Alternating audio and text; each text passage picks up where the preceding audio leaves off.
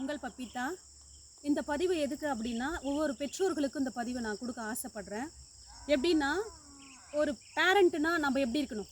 நம்ம நம்ம வந்து சம்பாதிக்கிறது, நம்ம வாழுற வாழ்க்கை வந்து யாருக்காகனா, நம்மளுடைய பிள்ளைகளுக்காக தான். ஸோ அப்போ அவங்களுடைய ஸ்டடீஸில் நம்ம எப்படி கான்சென்ட்ரேட் பண்ணலாம் அப்படின்னா, ஒரு நாளைக்கு 3 வேளை நம்ம அவங்க மேலே சிந்தனை செலுத்தணும். எப்படி செலுத்தணும் அப்படின்னா, இப்போ மார்னிங் டைம் குழந்தைங்க தூங்கிட்டு இருக்காங்க இல்லையா? அப்போ அந்த தூங்கிட்டு இருக்கும்போது அவங்க தூங்குவாங்க, 7 மணி வரைக்கும் தூங்குவாங்க. ஸோ அப்போ நம்ம எப்படி பண்ணணும்? அம்மாவுடைய டியூட்டி தான் அது. அப்பாவும் செய்யலாம். ஏன்னா அவங்க வேலைக்கு போவாங்க, வருவாங்க. ஸோ நிறைய ஸ்ட்ரெஸ் இருக்கும். ஸோ நாம் என்ன செய்யணும்? காலையில் 6 மணி ஆச்சா, 5:50 5:55க்குலாம் நம்ம என்ன பண்ணால், நம்ம எப்படி நம்ம குழந்தைங்க நம்ம பெட் நேம் வச்சு கூப்பிடுவோம், அப்பு செல்லம் அம்முன்னு கூப்பிடுறோம் இல்லையா? ஸோ அந்த மாதிரி குழந்தை கூட சும்மா ஜஸ்ட் ஒரு படுத்து எழுப்பு வைக்கணும் அவங்கள. எழுந்திருச்சாமே ஸ்கூலுக்கு போகணும், டைரி சைன் வாங்கிட்டியா, படிச்சிட்டியா, ஹோம்ஒர்க் ரைட் பண்ணிட்டியா, இன்றைக்கி என்ன டெஸ்ட்டு, என்ன சப்ஜெக்ட்டு.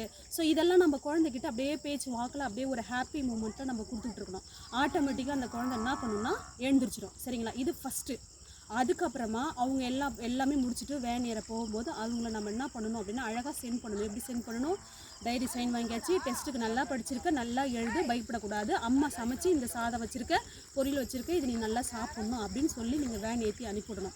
ஈவினிங் வந்தவுடனே நம்ம வீட்டில் இருக்கிறோமோ இல்லையோ, வேறு தாத்தா பாட்டி இருக்காங்களா, அக்கா அண்ணா இருக்காங்களா, அவங்க வந்த உடனே குழந்தைக்கு என்ன ஸ்நாக்ஸ், அழகும் இன்றைக்கி எப்படிப்பா டெஸ்ட்டு எழுதுனேன், நல்லா எழுதுனியா, எவ்வளோ மார்க் வாங்கினீங்க, ஓகே மார்க் கம்மியாயிடுச்சா, டோன்ட் வரி, ஃபீல் பண்ணக்கூடாது, சரியா, நெக்ஸ்ட் டெஸ்ட்டு நாளைக்கு நல்லா ரைட் பண்ணு அப்படின்னு நம்ம அவங்கக்கிட்ட பேசணும். அதே மாதிரி ஈவினிங் ஆச்சா ஒரு 6 o'clock ஒரு 1 hour படிக்கணும். அப்போ அவங்கக்கிட்ட நம்ம அன்பாக பேசணும். எப்போ பாரு எருமாடி எழுந்துரு, எப்படி தூங்குது பாரு அப்படின்னா ஒன்றும் பண்ண முடியாது, இன்னும் தூங்கிட்டு இருக்குது பாருன்னு அப்படி நம்ம பேசினோம்னா அதுக்கு எப்படி இருக்கும்? பிடிக்காது.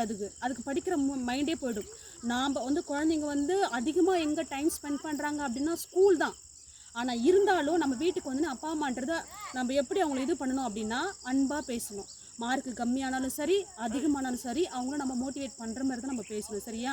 தூங்க போகும்போது எல்லாம் படித்தாச்சா, எல்லாம் ஞாபகத்தில் இருக்குதா அப்படின்ட்டு நம்ம குழந்தைகிட்ட பேசணும். இதெல்லாம் வந்து பேச்சு வழக்கில் தான் கரெக்டாக இருக்குங்க, மற்றதெல்லாம் இது சரி வராது அப்படின்னு நீங்கள் சொல்வீங்க.